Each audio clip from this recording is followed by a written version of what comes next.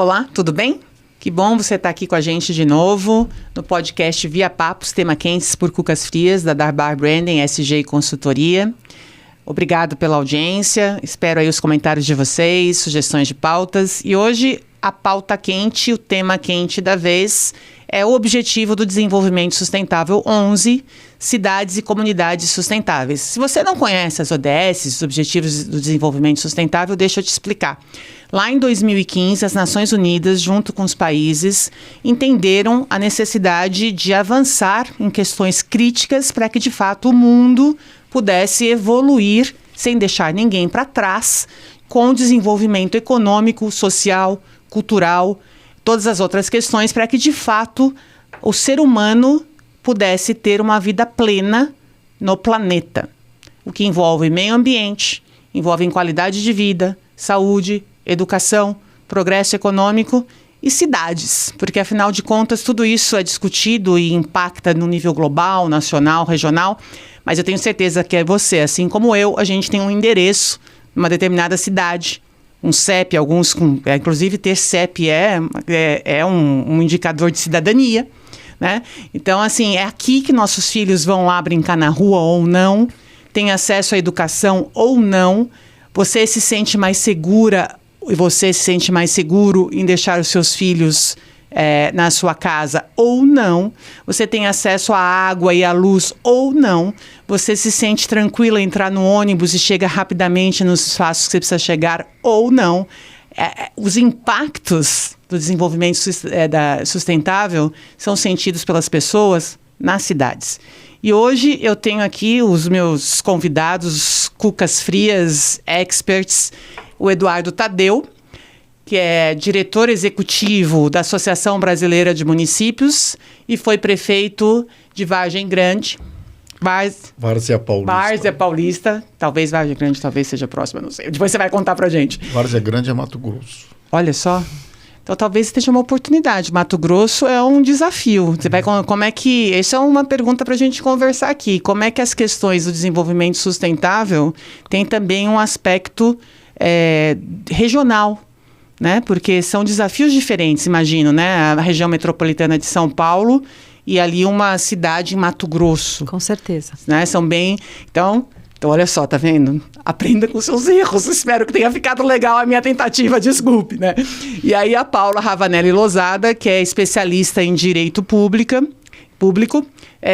presidente do Conselho Municipal da Mulher de Cubatão, procuradora municipal da cidade de Cubatão, que é um município no estado de São Paulo, com um caráter muito industrial, com uma história difícil, né, Paula? Você vai contar um pouquinho pra gente, mas que está em outro momento ou não sei. Escute-nos aí até o final para você saber dessa história.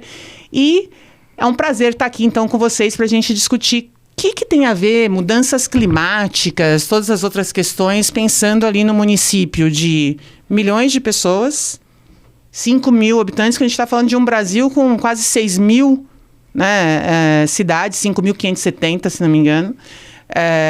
E, assim, a maior parte não são cidades grandes, né?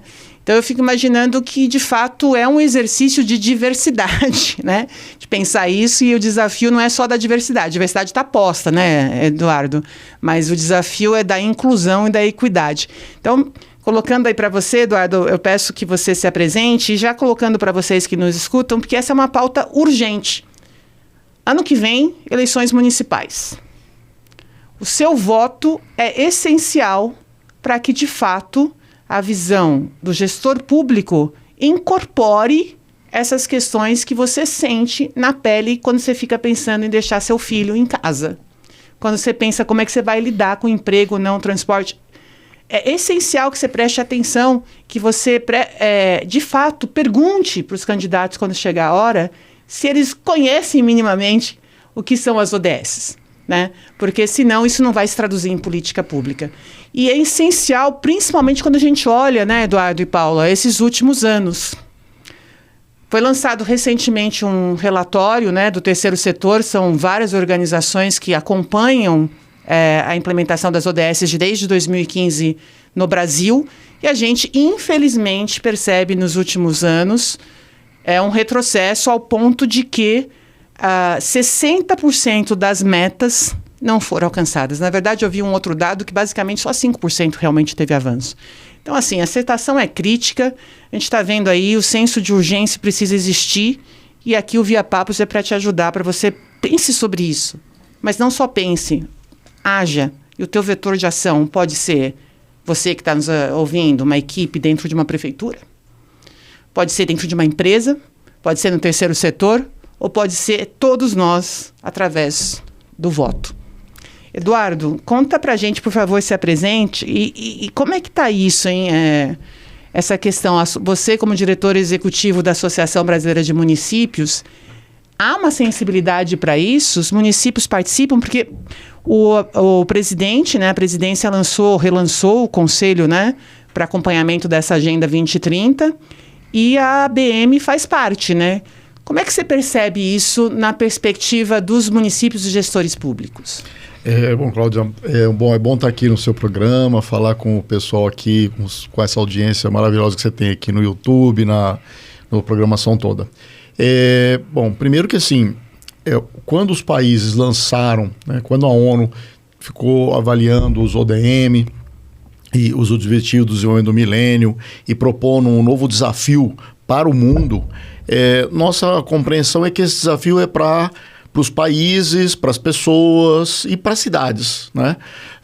Nós, enquanto Associação Brasileira de Municípios, e a Paula naquela época estava no governo federal, participando da subchefia de assuntos federativos na época, participou muito intensamente também, nós discutimos muito com a ONU sobre essa necessidade de uma atenção às cidades.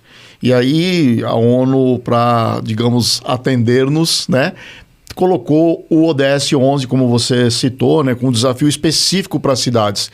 Mas a nossa compreensão é que todos os 17 Objetivos do Desenvolvimento Sustentável se relacionam ao local, se relacionam à cidade. Então, a cidade precisa atentar-se, a prefeitura, para todos os 17 Objetivos do Desenvolvimento Sustentável. E acho duas coisas. Uma a gente tem conversado muito com os prefeitos e prefeitas que, de alguma maneira, as cidades, mesmo algumas vezes sem conhecer os ODS, estão tentando melhorar os seus índices em educação, em saúde, em desenvolvimento social, em equilíbrio ambiental, mas às vezes sem a articulação necessária. Então, a gente, como Associação Brasileira de Municípios, tem procurado ajudar os municípios a compreender a importância disso, mas é fundamental que a população, a cidadania, você cidadão, você cidadã, se aproprie disso. E eu pessoalmente, que esse é um tema quentíssimo para as eleições de 2024. Em todas as cidades. Tem cidades em que o tema ambiental é mais pesado, é mais... Como Mato Grosso, que eu não sei quem é o prefeito de Vargem Grande. Né? Mas também eu tenho dito, isso para mim é muito importante, quando a gente fala de sustentabilidade, né, eu falo assim, a sustentabilidade é um banquinho de 3 pernas. Né? É um banquinho de 3 pernas que é o social, o econômico e o ambiental. E quem conhece aqui um banquinho de 3 pernas sabe que se você tirar uma, ele cai. Então não existe sustentabilidade se ela não tiver esse olhar para o meio ambiente, para o social e para o desenvolvimento econômico. Então esse é o desafio das cidades, dos países, e que a população deve participar e cobrar, inclusive dos candidatos no ano que vem. Eu acho que esse vai ser um tema, assim como a questão climática. Nós estamos vendo esses dias todos, né? Nós estamos nesse exato momento com inundações terríveis no sul. Né? O Rio Grande do Sul passou por situações dramáticas, né? O Rio Taquari, por exemplo, agora em Santa Catarina, e no norte a gente está tendo secas dramáticas, né? Os rios da região amazônica, que é a maior bacia hidrográfica do mundo, né? Tá secando. Então, esses temas dizem para o cidadão, dizem para a cidadã que deve cobrar do poder público que precisa ser feito alguma coisa.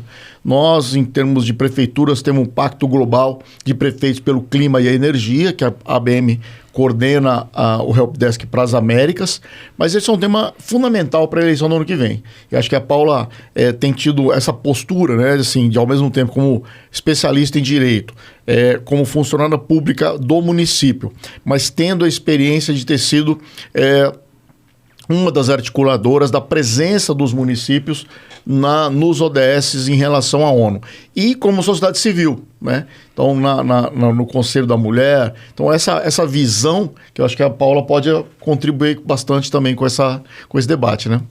Eu acredito que sim. E, Paula, então, assim, vou passar para você, tá posto aí, mas, assim, o que eu acho interessante também, e falando para quem nos escuta, porque às vezes, assim, a gente está vendo as questões das mudanças climáticas, todos esses desafios, o envelhecimento da população, os desafios de mulheres, né, negros, etc., outros marcadores, né, de diversidade. E aí, o que eu acho importante é que os municípios, eles precisam se preparar para, eventualmente, uma mudança até de perfil econômico local. O perfil, por exemplo, se vai ter muita criança, não vai ter muita criança, qual é a minha tendência? Né? Porque isso, na prática, precisa ser refletido no orçamento público, né? E aí, pensando em vidas, né? Eduardo colocou a questão de enchentes, etc. Todo esse preparo da resiliência local, da mitigação e da resiliência, os programas de resiliência, né? Então, sua experiência, de fato, como o Eduardo marcou, né? É interessante porque vem de uma articulação de terceiro setor, com uma visão expert em direito público, né? Trabalhando numa prefeitura e com esse olhar de gênero, né? Então, e pré-candidata à Prefeitura de Cubatão. Então, aproveitando, já fazendo um exercício aí, como é que você enxerga, como é que foi esse trabalho das ODMs, né? Atrás, como é que você enxerga das ODSs? Conta principalmente como é que foi a tua trajetória nesse tema. Certo. Bem, primeiro, obrigada, Cláudia, pelo convite. É um prazer estar aqui no programa e principalmente com o Eduardo. Como ele disse, nós já trabalhamos juntos alguns anos atrás em papéis invertidos, né? Eu estava no governo federal e ele prefeito de Várzea Paulista aqui em São Paulo. E agora, né, ele na Associação Brasileira de Municípios, portanto com uma função aí em nível nacional, e eu, né, no local, né? A gente inverteu os papéis, mas é sempre bom a gente ter essa oportunidade de trocar experiências e trabalhar juntos, né, pela melhoria aí do país e do planeta, no caso dos ODS. Quando eu estive no governo federal, me coube a articulação do que a gente chamava o Pacto Global da época, que eram os ODMs, os Objetivos de Desenvolvimento do Milênio. É um pacto que começou em 2000 e foi até 2015. E ele era bem mais tímido do que esse, porque ele compunha de 8 objetivos. E o presidente Lula, na época, tinha um compromisso muito grande com essa agenda. Ele propôs que o governo federal referenciasse todos os seus instrumentos de planejamento aos objetivos de desenvolvimento do milênio e que pudesse medir os avanços através de indicadores e metas em nível nacional. Mas o nosso desafio era como territorializar esses objetivos. Porque em nível nacional, né, para comparação dos avanços entre os países, você tem, né, referenciais. Mas para você territorializar, aí é um desafio maior, porque a heterogeneidade entre os municípios brasileiros é muito grande. E você já citou isso na sua introdução, né? Nós temos mais de 5.000 municípios. A grande maioria deles são municípios pequenos, 70% deles com menos de 20 mil habitantes, então são municípios com perfil rural. Nós temos a maioria da população vivendo em grandes cidades, né? Só que a maioria dos municípios, pequenos municípios com pouca população. Então, o nosso desafio era como traçar um indicador que pudesse ser realizado por um município como São Paulo, que é o maior município do país, e por um município muito pequeno, né? Vou citar aqui Borá, que é um dos menores municípios do Brasil, também aqui no estado de São Paulo. Então, nós propusemos uma agenda, né, para os novos prefeitos, que na época, né, que estavam ingressando, para que eles pudessem medir o seu programa de governo através desses indicadores comuns. E eles mesmos estabeleceram metas, né? Eu no primeiro ano de governo vou melhorar. A gente dava o ponto zero, que era mostrar para cada município brasileiro como eles estavam naqueles indicadores, quando começava o governo. municipal. E como eles poderiam avançar, e eles é que diziam como se eles poderiam melhorar a meta, né, de que forma, ao longo dos 4 anos. O objetivo nosso era muito menos medir os avanços dos ODMs, mas também trazer instrumentos de planejamento, porque nós não temos, infelizmente, no Brasil, essa cultura do planejamento, principalmente em nível municipal.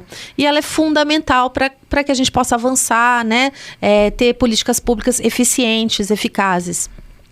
Então, esse instrumento era instrumento de planejamento que permitiu aos prefeitos e prefeitas de todo o país, né, planejar a sua gestão com base nessas metas e indicadores que foram fornecidos pelo próprio governo federal. Muito interessante se falar de indicadores, né? Você que não me acompanha aqui, a gente fala muito de ESG, né? Que é Environment em inglês, o meio ambiente, o S, o social, né? E o G de governança. E aí, na questão de governança, indicadores são essenciais, né?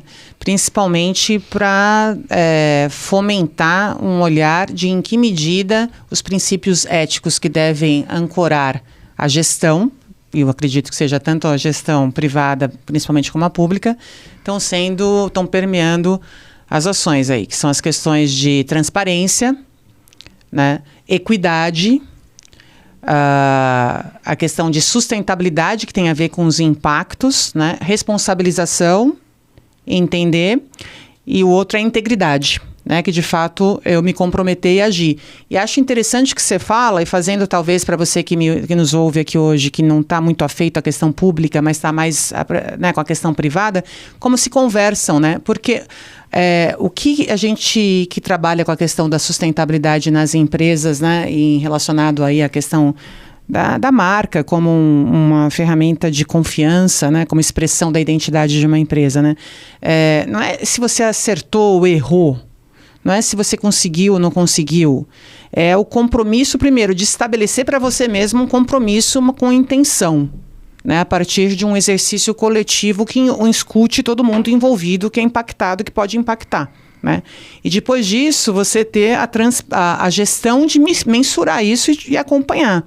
A integridade e a transparência de falar, olha, não consegui, e o exercício de aprendizado também, né? Porque, por que não consegui? Às vezes era impossível de se atingir mesmo, e aí eventualmente até você precisa de parcerias como o terceiro setor, que é o objetivo até 17 hoje, né? Então é muito interessante, eu estou fazendo essa conversa aqui com você para você ver que a gente está falando na essência da mesma coisa, né? E lá então de 2000, né, que você falou das ODMs, agora 2015 as ODS, e agora, Eduardo, 2023. Ano que vem, 2024 eleições, e aí a agenda das Nações Unidas, as metas para serem alcançadas em 2030. Já deixamos claro aqui que a cidade tem um papel super importante, e o gestor público e suas equipes nesse sentido também. Você, como diretor executivo da ABM, como é que você vê a situação hoje, Eduardo? Você acredita que isso está presente, não está presente? Você falou que tem os municípios que estão mais ou menos, mas como é que você percebe o cenário hoje nessas 5.570 cidades? Eu quero falar para vocês que eu estive em Pacaraima, que é fronteira ali com a Venezuela, e aí tive também lá em Foz do Iguaçu e tal. A gente vê que isso é importante, né? A reflexão dos desafios das prioridades locais, né, Eduardo? Eu acho que assim, primeiro que eu acho que o mais importante, minha impressão é assim, ó, quando a ONU propõe um desafio, né? Então, Objetivos do Desenvolvimento do Milênio, Objetivos do Desenvolvimento Sustentável. Ela está propondo para os países, para as cidades, para as pessoas, para as empresas, um desafio. E ela estabelece esses objetivos, como disse a Paula, 8 nos ODM e 17 agora nos ODS. Estabelece metas. E a minha avaliação é que de 2000 a 2015, os ODM eram mais ou menos assim. A ONU diz assim, galera, vamos correr atrás desses objetivos aqui para desenvolver o mundo. E a galera, os países correram atrás. Chegou em 2015, a ONU falou assim, os países, né, os representantes, falaram assim, qual é a nossa avaliação? Nós atingimos os objetivos do desenvolvimento do milênio? Não. Mas a avaliação da ONU foi, mas avançamos. Então, estabelecer essas metas, estabelecer esses desafios, estabelecer esses objetivos. O objetivo é um negócio assim. Você fala assim, eu vou ganhar 1 milhão até daqui a 5 anos. Esse é o objetivo. Mas você vai correr atrás. Aí depois de 5 anos fala assim, não ganhei 1 milhão. Ganhei só 500 mil. Mas você avançou nesse sentido. Acho que foi essa avaliação da ONU e propôs um novo desafio. 17 objetivos para 2030.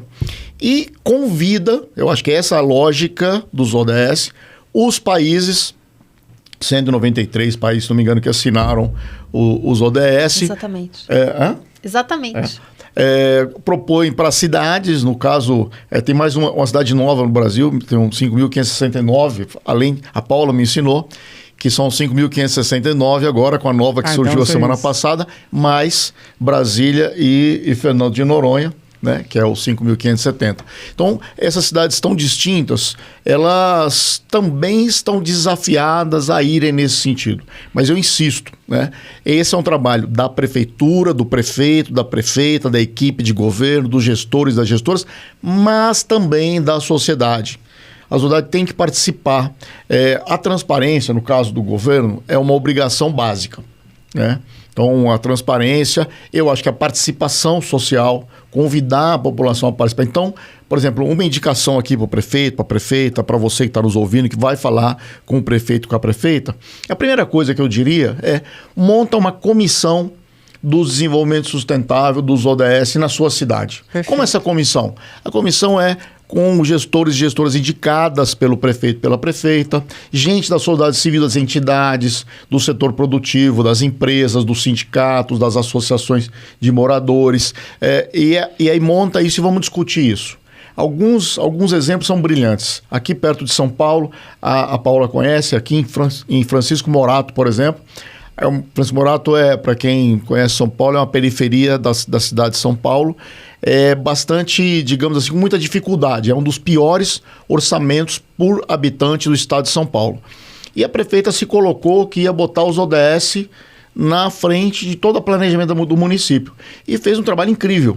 Foi reeleita em 2020, com muito mais votos do que foi eleita em 2016, colocando os ODS em todas as marcas do governo.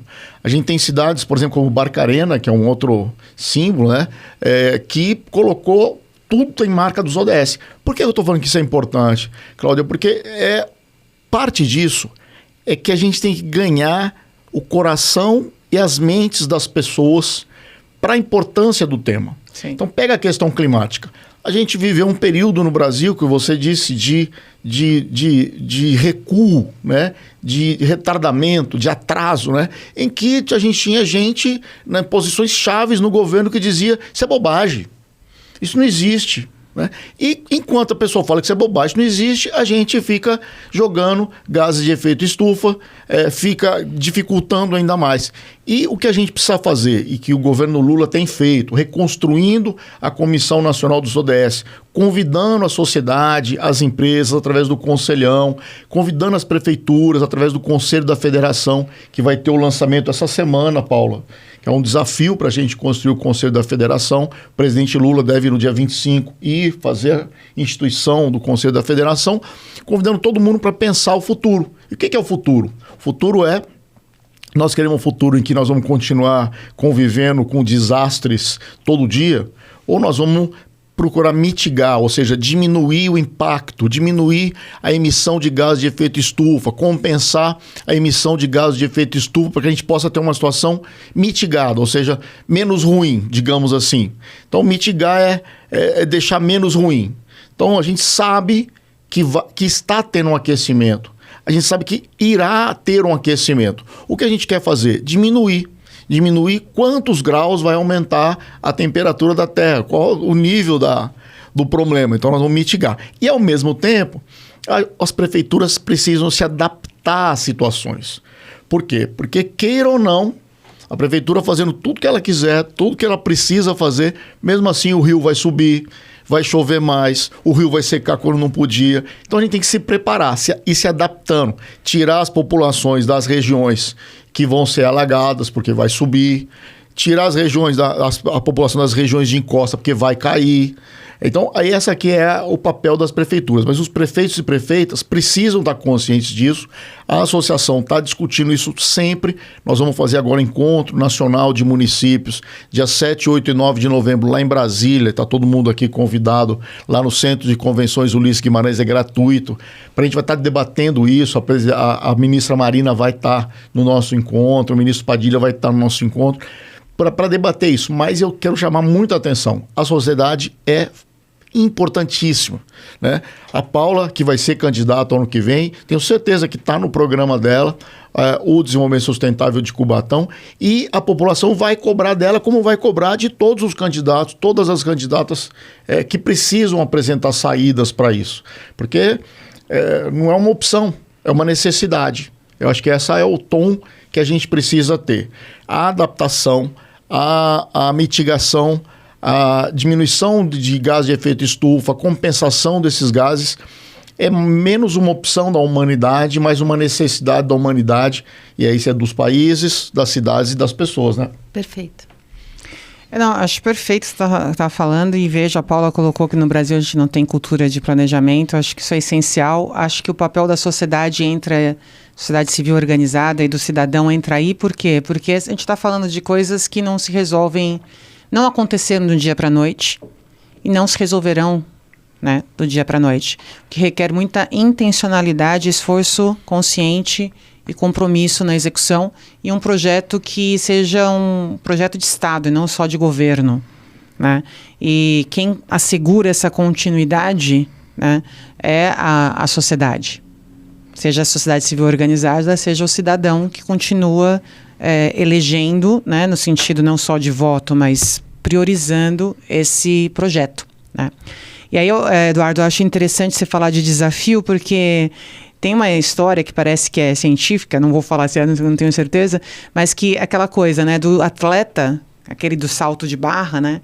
O atleta que consegue saltar muito alto, que tem a barra, se você tirar, ele não salta tão alto. Porque ele precisa ter uma meta. Porque daí ele meio que se estrutura e se planeja e se organiza o seu corpo, a sua habilidade para superar aquela meta. Daí ele consegue com a vara, ele vê qual o tamanho da vara, vê quanto tempo, vê não sei o quê. Então ele tem a capacidade de superar aquela meta. Mas se você tira, ele não alcança tão alto. Ou se você coloca mais baixa, ele também não vai alcançar tão alto. Né? Então, muitas vezes, né, e aí colocando, a gente fala, talvez seja uma utopia, já chegando o ponto de não retorno e tal, né? E aí lembrando o Galeano, né? Para que serve a utopia se a gente nunca vai alcançá-la? Para a gente continuar caminhando na direção correta, né?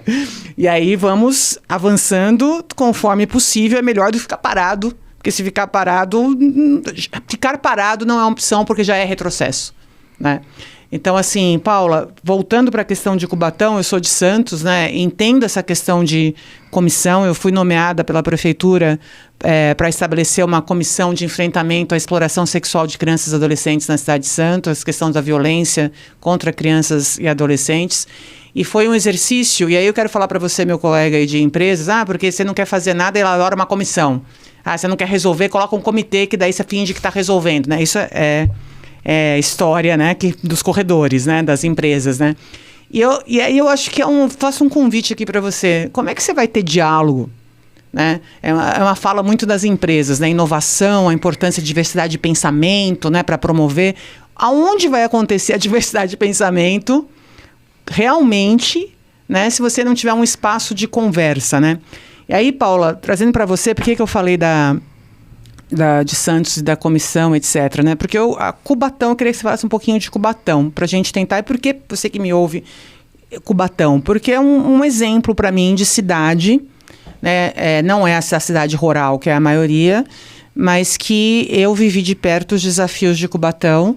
Cubatão era uma cidade que era uma marca, se for pensar hoje, né? Na Bar Branding, que trabalha com marcas, né? E países e cidades também têm marcas. Sim. Era uma marca que não ajudaria a atração de recursos, né? A atração de pessoas e nem a retenção das pessoas, né? E aí se reinventou. Eu queria que você contasse um pouquinho. De fato, o que a gente tem hoje aqui é Cubatão no ranking de cidades sustentáveis, que várias instituições fazem esse ranking para D, né, que é o IDSC, tá? É o Indicador de Desenvolvimento Sustentável das Cidades. Então, procure aí, se quiser ver, IDSC. Indicador de Desenvolvimento Sustentável de Cidades, que ranqueia e fala todas as metas e vê. No geral, Cubatão apresenta um desenvolvimento mediano por esse ranking e está na posição 1493 das 5.570 cidades. E aí minha pergunta para você, Paula, antes da pré-candidata, até como moradora, você também de Santos, sendo da região, representante do terceiro setor, né? E funcionária pública, antes da pré-candidata, claro. Qual que é a sua visão dessa jornada de Cubatão em termos de avanços, retrocessos, perspectivas, oportunidades e prioridades? Tá. Bom, primeiro eu queria só dizer que vocês estão muito bons de metáforas, né? Porque eu acho que a metáfora do banquinho foi perfeita e essa metáfora também do salto, né? Eu acho que fica muito clara para quem está nos ouvindo a importância da meta, né? E é isso mesmo, é para isso que ela serve. Ela não é necessariamente para ela ser atingida, mas para ela impulsionar você a continuar caminhando no sentido de atingir melhores resultados. Em Cubatão, a história, para quem não conhece, a nossa cidade fica numa região chamada Baixada Santista, que reúne 9 municípios, e ela está na periferia dessa região, né? A cidade de polo é Santos, e Cubatão, ela é muito conhecida pelo seu polo industrial, o polo petroquímico de Cubatão, onde tem a refinaria Presidente Bernardes e muitas outras indústrias. Essas indústrias, nos anos 70, elas não tinham um controle adequado de emissão de gases. Portanto, elas provocaram na região uma poluição muito grande que fez com que as crianças, naquela época, começassem a nascer sem cérebro. Uau. Isso chamou a atenção das autoridades públicas que identificaram essa correlação. Foram 37 crianças no mesmo ano, né, nascendo sem cérebro, e isso despertou. Por que isso está acontecendo ali naquela região? E aí a conclusão foi, né, a contaminação da atmosfera ali, né, do ar, por conta da emissão dos gases industriais. Então, essa foi uma poluição, foi dramático, isso provocou também outros problemas, né, na cidade, mas nós conseguimos, né, superar nos anos 80 com a regulamentação em nível nacional, não foi uma regulamentação de nível local, foi uma regulamentação do governo, né, federal, que impôs, né, filtros, maior controle. Para você ter uma ideia, a CETESB, que é o órgão de controle ambiental do estado de São Paulo, ele só tinha uma sede em São Paulo e a segunda foi em Cubatão, né? Devido à necessidade mesmo de fazer esse controle, e até hoje né? Porque o polo petroquímico ainda existe, as indústrias ainda trabalham e emitem, né, poluição. Então, isso permanentemente tem que ser controlado, tanto no ar quanto na água, né, no lençol freático da cidade. Então, esse desafio não foi superado, mas nós melhoramos muito, né, com a regulamentação. E hoje, né, o problema da cidade é um problema comum a muitas outras cidades do Brasil, que é o tratamento de resíduos sólidos, né, o saneamento ambiental, que não é feito de forma adequada, né? Não é tanto mais a poluição industrial, mas a poluição dos seres humanos, né, dos próprios assentamentos humanos. Então, assim, infelizmente, nós, na cidade de Cubatão, tentamos incentivar a prefeitura a criar um comitê dos ODS, a própria agência da ONU, a Habitat, o PNUD, né, esteve lá assessorando o município para isso, mas não vingou. Foi uma comissão pro forma, uma comissão que não fez esse trabalho de articulação, né, necessário entre a sociedade, as indústrias, as empresas, né, os diversos segmentos que compõem aquele território. E esse é um desafio que, como o Eduardo chamou atenção, muito bem. Nós não podemos caminhar sozinhos, não cabe a um segmento, nem ao poder público, nem só à sociedade.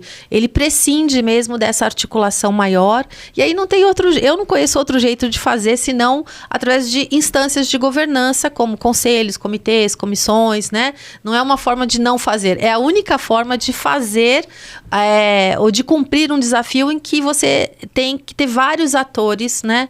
Dialogando, conversando e trabalhando juntos. E isso não é fácil. A gente sabe que demanda tempo e muitas vezes as pessoas não enxergam esse investimento no diálogo, na governança, como um investimento, né? E sim como uma perda de tempo, como um atraso, né? Mas não é. Ele é a única forma, porque se você for lá e fizer sozinho, de uma forma tecnocrática, você não vai atingir os objetivos que precisa atingir, né? Então, infelizmente, eu não tenho, assim, boas notícias, né? Diferente desses exemplos que o Eduardo trouxe, né? E aí quero chamar a atenção que ele citou mulheres, né? Prefeita, né? De Francisco Morato, e a Cláudia, antes, nos bastidores, também tinha citado para mim a prefeita de Monteiro Lobato, né? Como um exemplo de referência. Eu acho que isso também é uma característica, acho que das mulheres, né? Na gestão pública, de estar mais sensível, né? A esses compromissos com os avanços, né? Na área ambiental, mas sobretudo na área social, né? A gente sabe, né, Paula, até você, né, pegando aí a questão, você na cadeira aí de presidente do Conselho da Mulher, né, inclusive eu trabalhei nas Nações Unidas, na Organização Internacional do Trabalho, e a gente sabe que até no passado a transferência de renda como política de desenvolvimento sustentável de território, alocada a transferência de renda na mulher, tinha um porquê disso, né? Não sei se por bem ou por mal, mas a gente percebe culturalmente que, queria que você comentasse, se você concorda com isso, que a mulher, ela tem um olhar, vamos dizer assim, para o cuidado, né? E para um olhar sistêmico das coisas, né? Porque eu acho que o Eduardo falou muito bem, é um tripé, sem um outro cai, não interessa, né? E essa visão de olhar sistêmico das coisas, talvez mais apurado até por questões culturais, porque eventualmente ela que cuidava da casa, ela cuida do marido, ela cuida, né, do orçamento doméstico, ela vê lá se a roupa está lavada, se ela não está lavada, né? Então, meio que, não estou nem querendo, porque não estou nem glorificando isso. Na verdade, culturalmente, aqui, né, na América Latina, né, a mulher há essa questão do cuidado dela, e o cuidado requer toda essa articulação. Então é interessante você pontuar isso, porque assim, a gente tem um olhar para isso, porque, né, inclusive eu estava vendo a fala da Ana Fontes, que é da Rede de Mulheres Empreendedoras, e é uma fala muito forte dela, que a renda que a mulher ganha, ela é alocada, ela contribui para o desenvolvimento sustentável dos territórios. Sim, as mulheres, elas são muito estruturantes das suas comunidades. E as políticas públicas precisam enxergar esse papel até para potencializar. Então, hoje, uma política habitacional, ela privilegia a concessão do título de propriedade, da moradia, para a mulher. Por quê? Porque, em geral, quem fica cuidando, né, da sobrevivência da família é a mulher, né? O homem se separa, vai, constitui outra família. Então, quem fica ali é a mulher. Então, ela é mais eficiente quando você trabalha com ela, né, nas políticas públicas. Também na transferência de renda, né? Mas eu não quero romantizar isso, né? Porque isso também é um problema, é uma carga, né? Exato. Que a mulher acaba assumindo, colaborando, né, com o poder público. De fato, eu acho que é inteligente o poder público quando enxerga isso, mas ele também sobrecarrega a mulher com as atividades de cuidado que deveriam estar sendo compartilhadas, né, com o homem, né, da família também. E geralmente não são, né? As mulheres acabam trabalhando fora e trabalhando em casa, com duplas e triplas jornadas de trabalho, e com toda essa economia do cuidado, né, sendo feita em prol da sociedade, né, em prol do desenvolvimento das crianças, dos idosos, e as mulheres não são remuneradas por isso, né? Queria te ouvir um pouquinho mais, Paula, porque assim, eu acho que isso é uma pauta, né, muito interessante. Quando a gente fala do ODS 11, de cidades sustentáveis e comunidades sustentáveis, né, a gente está falando de assentamentos sustentáveis na perspectiva ambiental, inclusivos e seguros, né? E aí, colocando para o município, né, eu fico pensando a complexidade também, né, Eduardo, do gestor público. Por quê?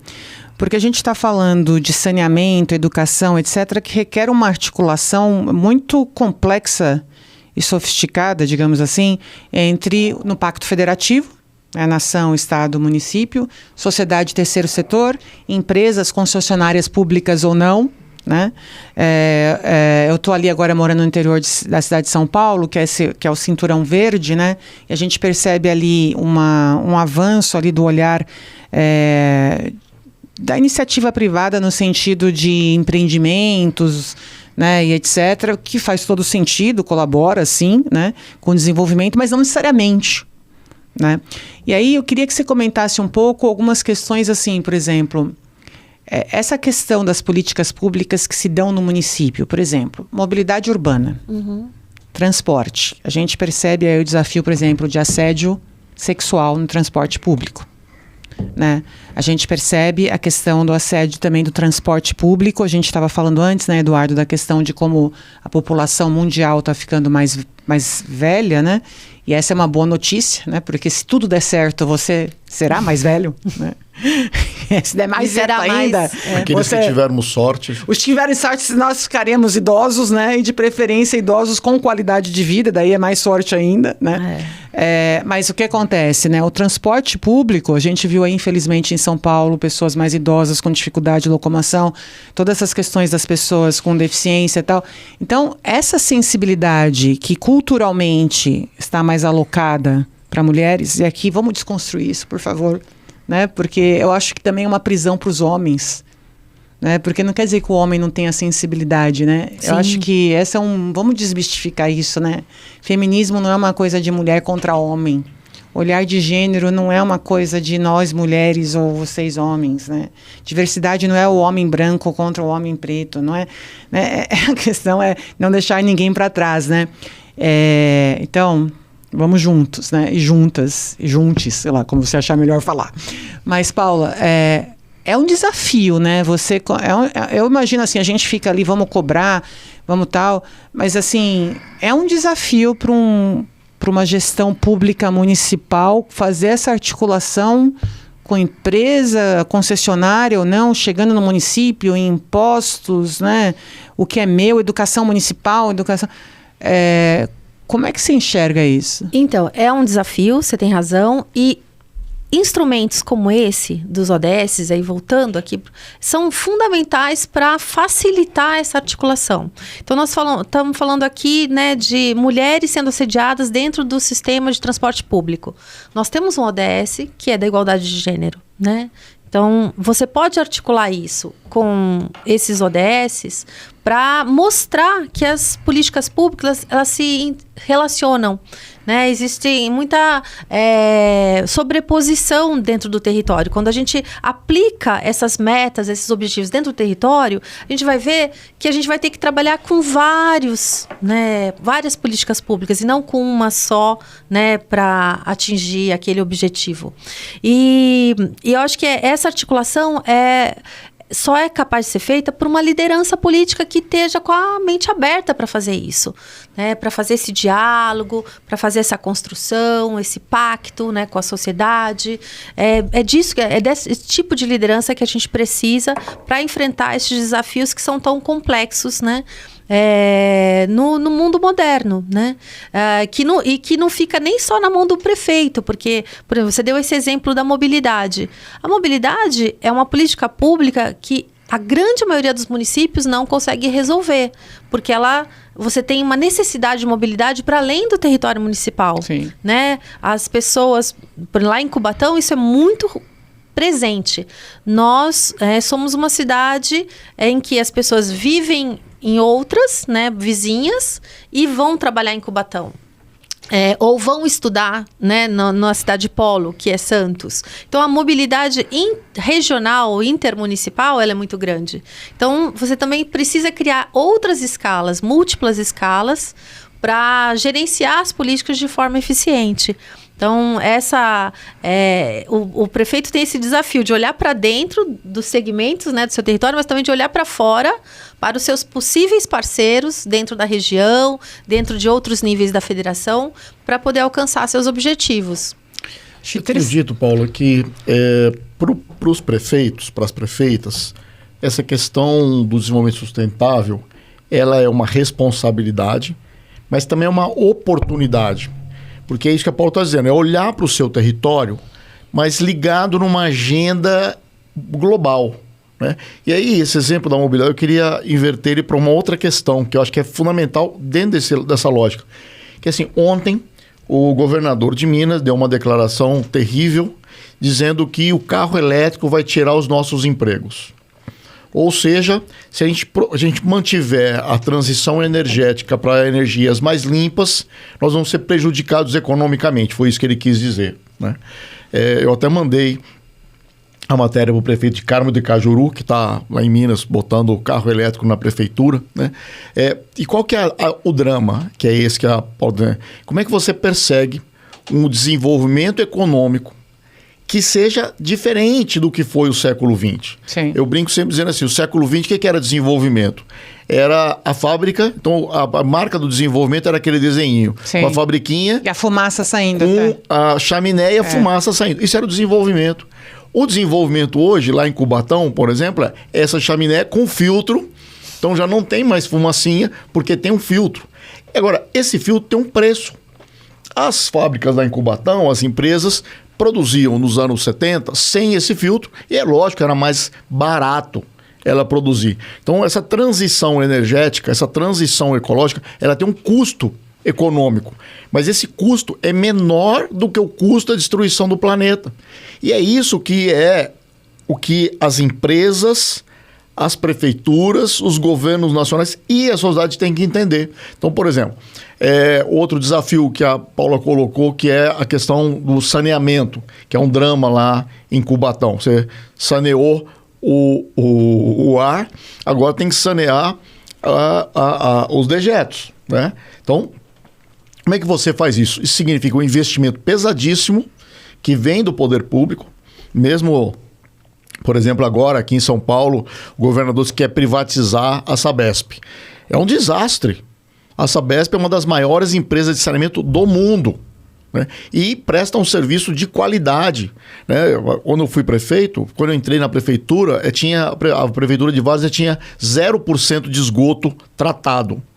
Hoje ela tem 100% de esgoto coletado e tratado, com investimento pesadíssimo da Sabesp, né? Com controle público sobre a Sabesp. Então, acho que esse investimento no saneamento, que é um investimento que a gente fala de enterrar dinheiro, né?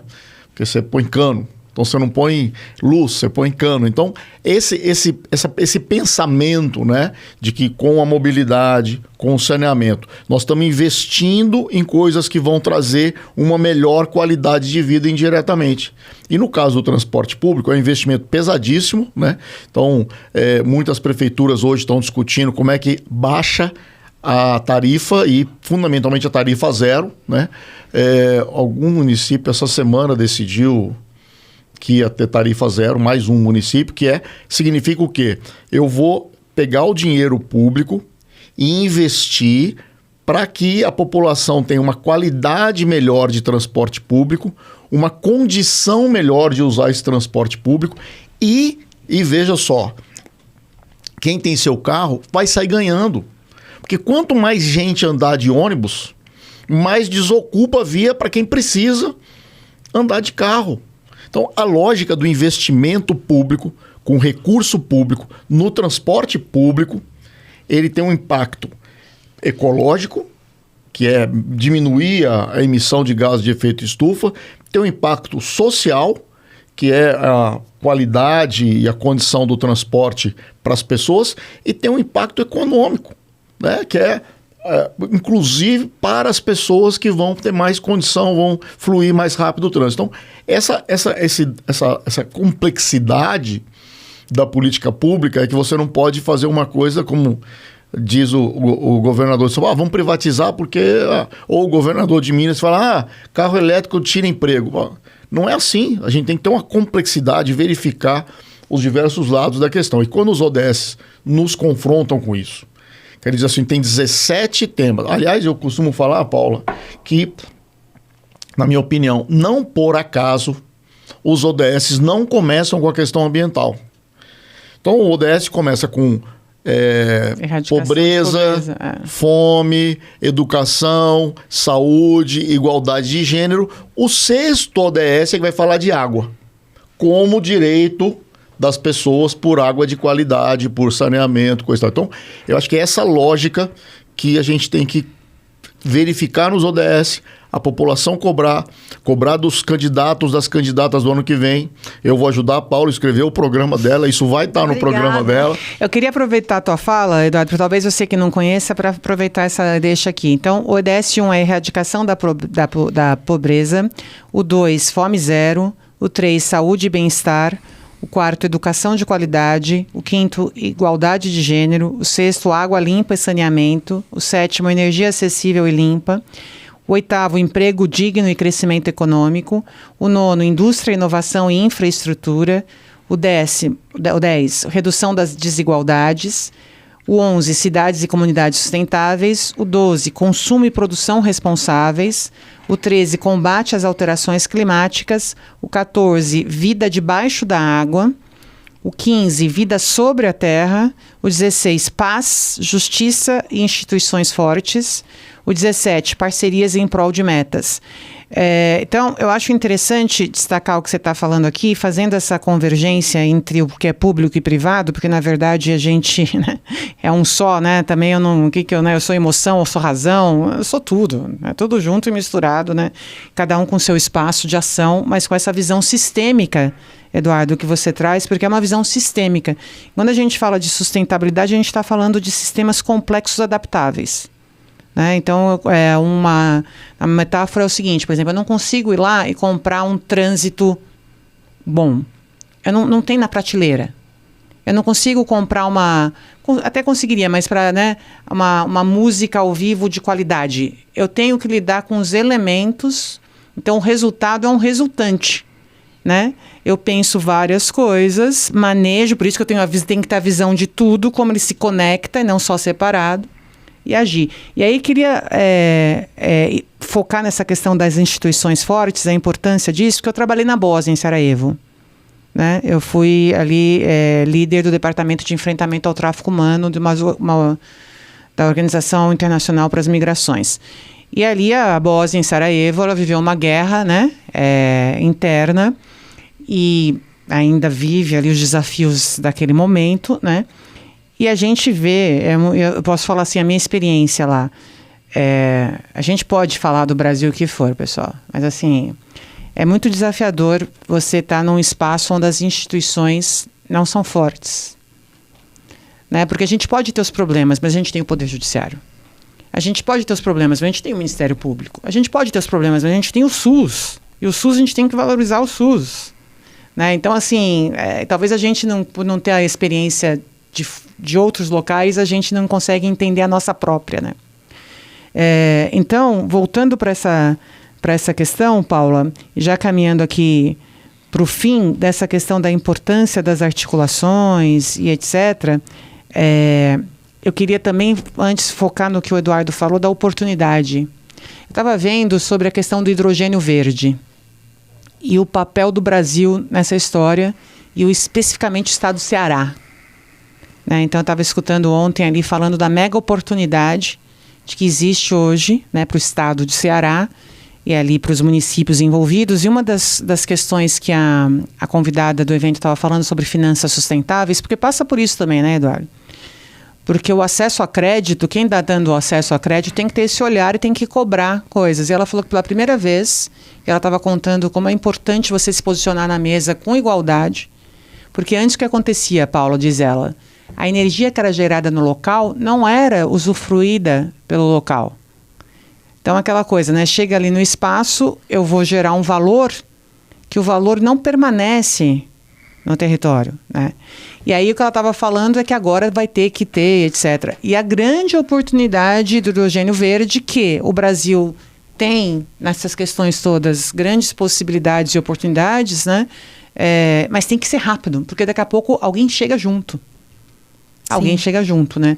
Então, Paula, caminhando aqui para o fim, eu queria agora você como uma pessoa que uma liderança, e queria destacar até o que você fala, porque essa questão da liderança capaz de articular, ver várias coisas, como elas se conectam, capaz de convergir, porque o diálogo, eu tenho que conversar com quem pensa diferente de mim. Sim.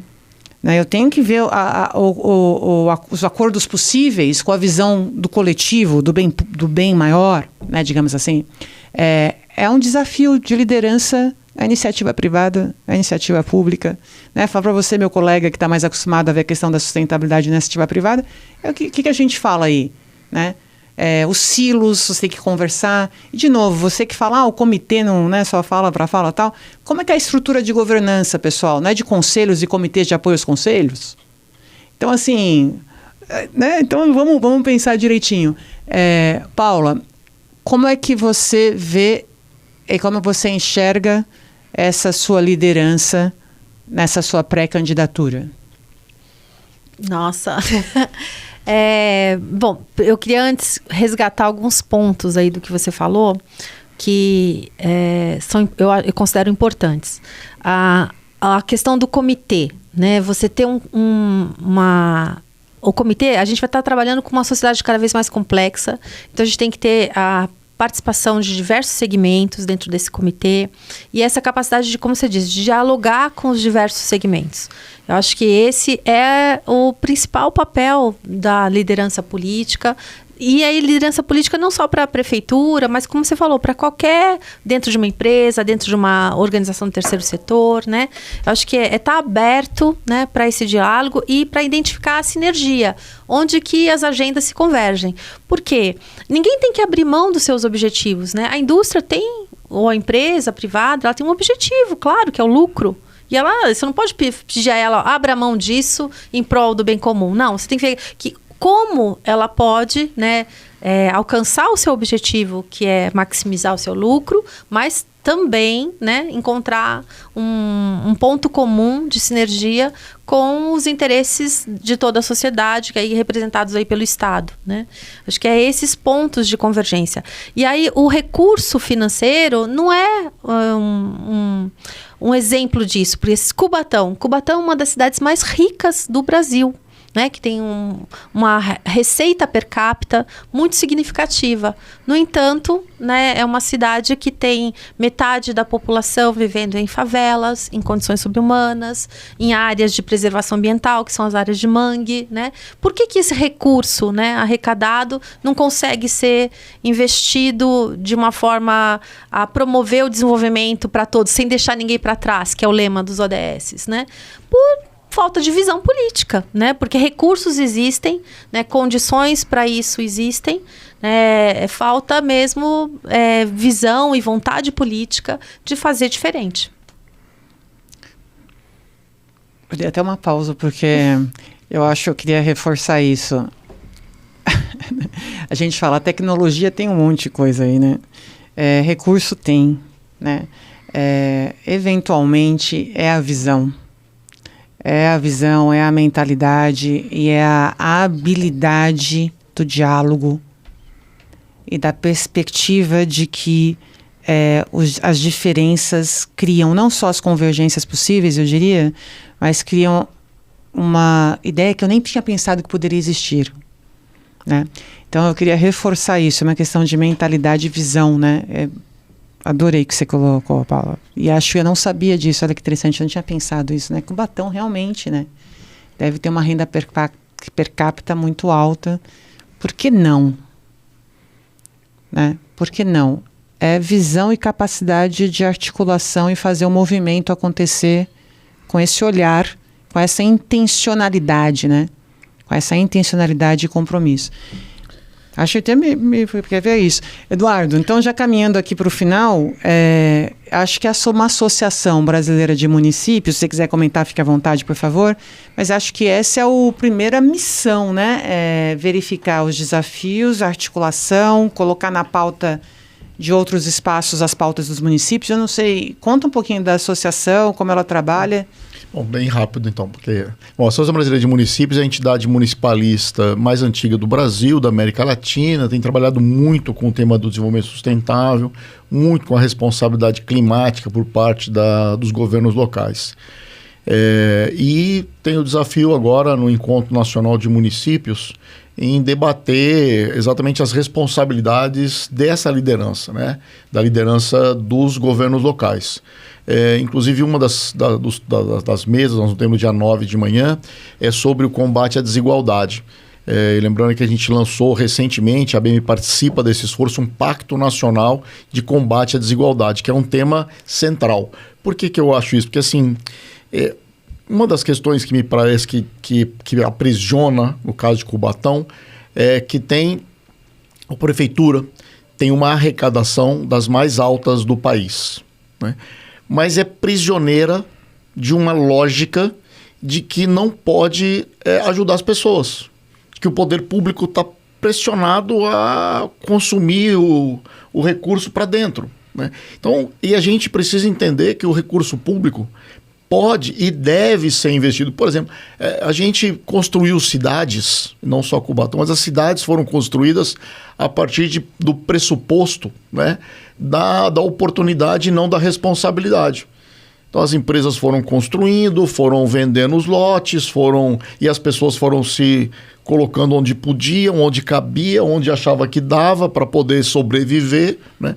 E o poder público tem a responsabilidade, o recurso público tem que ter a responsabilidade de investir pesadamente nisso. Essa é uma lógica que alguns países, mesmo estamos agora na guerra de Israel, por exemplo. Israel simplesmente pegou 2 quilômetros da fronteira norte com o Líbano e tirou as pessoas de lá. Sacou todo mundo. Veja só, não estou entrando na lógica das razões da guerra, mas um Estado judeu, o Estado de Israel, retirou cidades inteiras em função de uma guerra.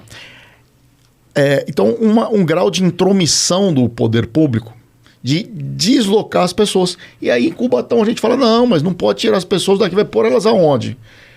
O Estado não pode construir onde elas vão estar? Por quê? Porque nós somos prisioneiros de uma lógica de que o poder público está prisioneiro do mercado. Que o mercado, as pessoas estão lá porque o mercado colocou elas lá. Mas o poder público pode interferir nisso. Aí eu queria terminar dizendo 2 coisas. Uma quando a gente está falando de prefeito, de prefeita, de empresário, de empresária, de líder, nós estamos falando de 2 coisas. Uma, de responsabilidade. Então, as pessoas, digamos, os milhões de pessoas todo mundo tem responsabilidade. Então, cada um de nós tem responsabilidades. Mas quem está em poder, em condição, tem mais responsabilidade. Então, o prefeito, a prefeita, o presidente, a presidente... ou o CEO de uma empresa. Ou o CEO de uma São empresa. Famílias ou a ali. família dona da empresa. Tem mais responsabilidade. Seja com o meio ambiente, seja com a inclusão social, seja com o desenvolvimento econômico. E a Paula é uma líder, por quê? E eu queria concluir com isso. A liderança da cidade, da empresa, do grupo, da associação... é líder porque enxerga mais longe, seja do ponto de vista de relacionar os diferentes assuntos, então na horizontal, digamos assim, seja do ponto de vista da perspectiva de tempo, na vertical, né? Então, isso significa o quê? Que a responsabilidade do prefeito, da prefeita, do CEO, do dono da empresa, de enxergar as consequências no tempo do que ele está fazendo, do que ela está fazendo, do que ele está decidindo, do que ela está decidindo. Então, a liderança tem que enxergar mais as consequências do que está fazendo agora e as consequências do que está decidindo para o futuro. Essa é a liderança. E a liderança acaba guiando, digamos assim, liderando outras pessoas, porque essas pessoas conseguem entender que essa pessoa, que é o líder, está enxergando mais longe, está enxergando mais amplamente. Então, eu sigo alguém porque eu acho que essa pessoa enxerga mais amplamente ou mais profundamente, ou mais amplamente e profundamente do que eu consigo enxergar. Então acho que esse é o papel. E nesse caso, a Paula tem um papel lá em Cubatão que é exatamente esse. O que ela está demonstrando aqui agora nessa conversa é essa capacidade de enxergar mais amplamente, articulando os diferentes fatores ambientais, sociais, econômicos, dos diferentes ações que a prefeitura pode e deve fazer, com uma perspectiva de profundidade, de saber que as ações agora vão ter consequências no futuro e que são consequências que vão atingir a gente mesmo, mas principalmente as próximas gerações, com quem a gente precisa ter compromisso e responsabilidade. Perfeito o que você está falando. Eu vou colocar já finalizando para você, Paula, fazendo a ponte aqui. Eu estou tentando fazer sempre a ponte, né? Porque você falou, Eduardo, das empresas e tal, com, né, a questão de maximizar o lucro para o acionista, né? E essa é justamente a quebra de paradigma que também precisa existir, porque na questão da governança empresarial, a lógica é maximizar o lucro para o acionista, perenizando o negócio no longo prazo. O que implica que eu preciso, de alguma maneira, não só pensar nele. Mas é meio estranho, porque assim, eu não estou pensando em você, mas estou. Porque, na verdade, neste momento, se eu olhar no curto prazo, a minha decisão talvez não tenha você como prioridade. Mas no longo prazo, eu estou assegurando a entrega de valor para você. Perfeito. Então, e aí, colocando essa questão, e tentando trazer uma outra exemplo aí mais prático, Paula, eu escutei uma vez um especialista falando que eu achei muito legal, assim, que primeiro, né, que é essa questão. Então, a questão da sustentabilidade tem uma questão, uma premissa que a gente precisa equacionar. É o curto e o longo prazo. Ou seja, a minha visão é de longo prazo, mas eu tenho que entregar no curto, né? Eu tenho que entregar no curto, mas construindo a viabilidade do longo. Às vezes parece contraditório o que você precisa no longo prazo e o que você precisa no curto, mas a sacada é esse paradoxo. Exato. É resolver essa contradição. É como é que você atua para entregar no curto sem comprometer. Isso, na verdade, é o longo como a meta da vara. Mas aí eu faço o curto que eu tenho que entregar, né? Mas eu não posso... E daí a importância dos ODS. Porque os ODS é justamente esse plano a longo prazo, né? Como é que eu vou articulando a minha necessidade imediata das políticas públicas de atender a população, mas olhando a longo prazo para uma meta maior, para uma meta global, que eu possa estar caminhando para avançar nesse sentido. E a liderança engajando todo mundo no processo, porque... Esse que é o ponto. Eu estava aqui falando, né, num dos episódios sobre saúde mental e liderança, né? E se o pessoal fala ali, o líder é tóxico, o problema é o líder. Será que o líder é tóxico? As relações são tóxicas? Porque o líder, muitas vezes, ele tem que absorver uma informação difícil, ele tem que absorver aquele impacto nele e conseguir, de alguma maneira, levar o que ele precisa levar para permanecer engajando. E aí, Paula... Mesmo assim, colocando para você, essa que esse especialista falou que eu achei bem interessante é sustentabilidade. Se você tiver na dúvida, você está falando com uma coisa sobre sustentabilidade, você pensa assim, quando você estiver fortemente vendo um cenário sobre... Não dá, gente. Ou é isso, ou é aquilo. Ou é o curto, ou é o longo. Ou é o desenvolvimento econômico, né, que para mim seria o crescimento econômico. Criança, se der o mínimo, ela cresce, mas não desenvolve. Acho que a gente tem que fazer uma diferença entre crescimento e desenvolvimento, né? Então, ou é o dinheiro ou a pessoa, ou é o meio ambiente ou sei lá o quê, né? Onde você pensar fortemente num aí você tem um caminho, você tem que esperar um pouco e ver como é que você vai se virar para colocar um E. Né? Porque a lógica da sustentabilidade é substituir os por es. Então, bacana, eu achei isso bem interessante, né? Muito bacana. Porque é interessante isso, né? Quando você estiver fortemente, você pensa, não, pera um pouquinho, então eu tenho que parar para ver se não dá para colocar um E aí, como é que faz essa história acontecer. Então, Paula, agradecendo já aqui a presença sua, a presença do Eduardo, espero que tenha sido bacana aí para vocês essa conversa, tenho certeza que para você foi, deixar algumas sementinhas, a proposta é essa, né? Temas quentes por cucas frias, várias perspectivas, porque no final das contas, é você, cidadão, consumidor, trabalhador, eleitor, né? Que tem que tomar a sua decisão. Então, assim, com uma capacidade analítica reflexiva, assim, escute várias coisas, né? Eu costumo falar, Paula, que sabe o que eu queria? Eu queria que esse negócio da internet, sabe aquela coisa, você pode gostar, o filme que você pode gostar, o livro que você pode gostar, eu queria que tivesse um que falasse assim pra mim, o filme que você não vai gostar. Porque daí me dá a chance de eu ver coisas diferentes, né? Eu queria saber se eu vou, entendeu? Eu queria que me oferecesse aquilo que eu não vou gostar, sabe assim? Pra daí eu falar, será que eu viria gostar? Né? Permanecer aberta, né? Então, Paulo, obrigada. Queria deixar aqui aí para suas considerações aí finais. O que você vê, como é que você pensa? E depois o Eduardo, acho que já... Como é que tá esse desafio aí? Desafio é bom também, né? Se a gente não tem desafio, fica sem graça, né? Não, exatamente. Eu acho que o tema que você trouxe pra gente hoje é isso, dos desafios, né? Dos objetivos do milênio. E os desafios são os propulsores, né? Da mudança, da transformação. E eu acredito que esse seja um grande instrumento para todos os gestores públicos, né? Acho que é uma agenda, né, proposta para 2030, mas que ela não vai terminar em 2030, né? Você mesmo reconheceu aí que a gente não está avançando, né, o suficiente para fazer essa entrega em 2030. Então, o que a gente pode aprender com ela é justamente o caminhar, é como, né, caminhar melhor, dando as mãos aí a todos os segmentos, não deixar ninguém para trás, perseguir esse lema para que a gente possa ter um mundo melhor, um mundo mais saudável, né, e com mais igualdade, assim, para todas as pessoas que vivem nele.